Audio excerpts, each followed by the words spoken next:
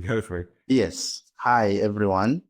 I'm Emmanuel, and just wanted, I was given the opportunity to share a devotion this morning. And yeah, I went through and I found a passage in Isaiah, actually, Isaiah 58. And I thought if whenever you're speaking to a U-turn employee, you have to go to Isaiah.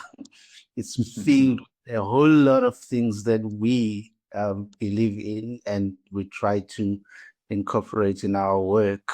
And so Isaiah 58, verse 6 and 7 says, "Is not this the kind of fasting I have chosen, to loose the chains of injustice and untie the cords of yoke, to set the oppressed free and break every yoke? Is it not to share your food with the hungry and to provide the poor wanderer with shelter? When you see the naked, clothe them, and not to turn away from your own flesh and blood." I couldn't find a more fitting Bible passage. And so, I mean, it's like preaching to the choir, basically, because this is basically our job description.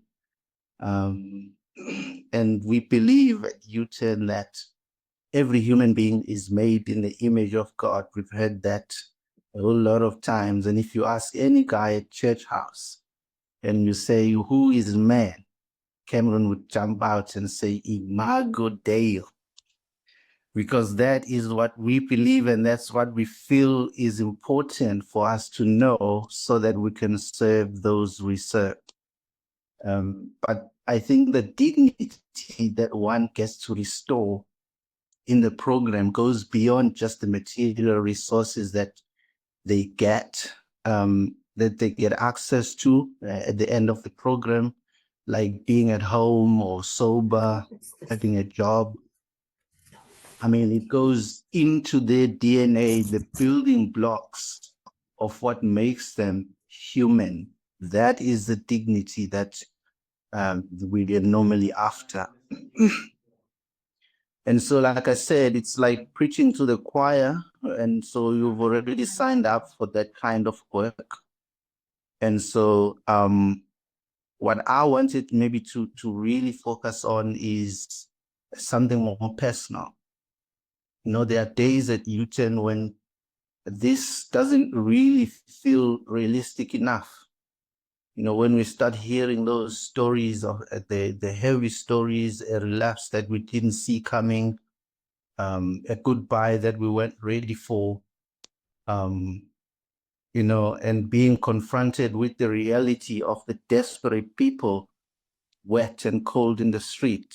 You know, winter is coming. And so these moments, they feel like the victories are slow and the losses cut deep, you know. But then we come to this passage now, and God says he has called us to work in this way.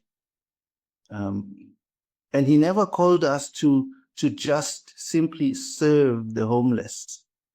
He called us to walk with them, to untie yokes, to loosen chains, and to love as if we share the same flesh and blood, because in God's kingdom, we do. So I want to go as far as to say that this is not just a job. Yes, it is, but it's not just that. Not even a ministry. We call youth and homeless ministries.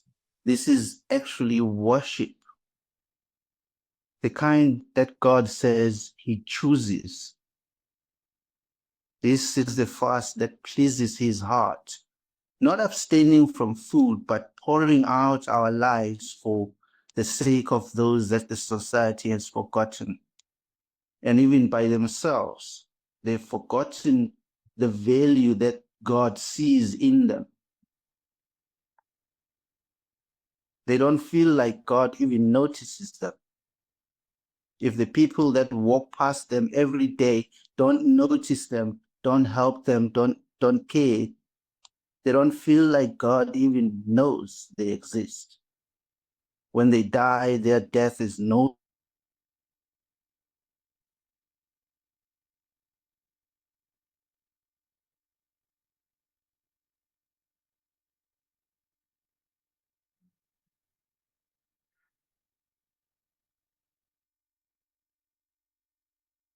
frozen.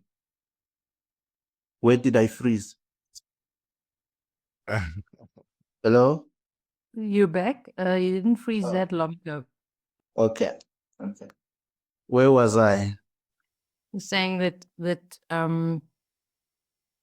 yo, I had it just now. When they die, that's where you froze on my end. Oh, okay. He's dead. Yes. And then you froze. Yeah, because I mean, I was saying that nobody notices them. No, there's no acknowledgement. They don't know anybody who cares. And so it becomes difficult for them to believe in the God that they can't see with their naked eye. So when we do serve them, when we give them the fresh start, or speak truth when it's uncomfortable, when we sit with someone who's just relapsed but not rejected, when we believe for someone who has stopped believing in themselves, God says that is the kind of worship that pleases me. So today, if you're feeling tired, unseen, or stretched too thin, remember that God sees your private sacrifices.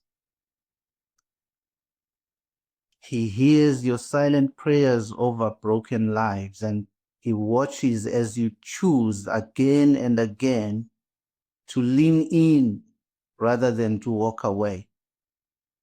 He knows that kind of obedience costs you. I mean, when you choose to obey God by serving others, there's a cost involved. And it did cost Him everything to serve you when He obeyed God by going to the cross. And so His obedience to God, which served you, cost Him His life.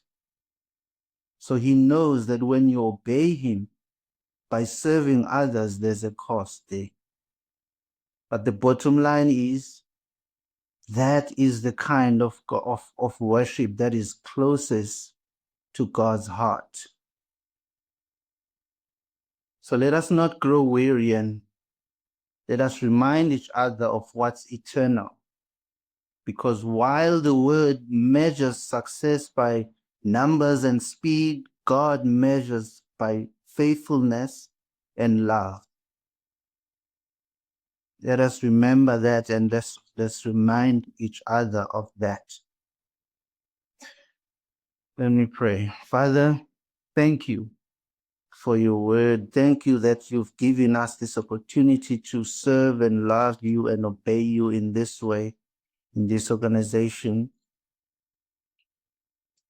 We lay before you, Lord, all the weight of this calling. Thank you for trusting us with sacred stories of brokenness and fragile hearts.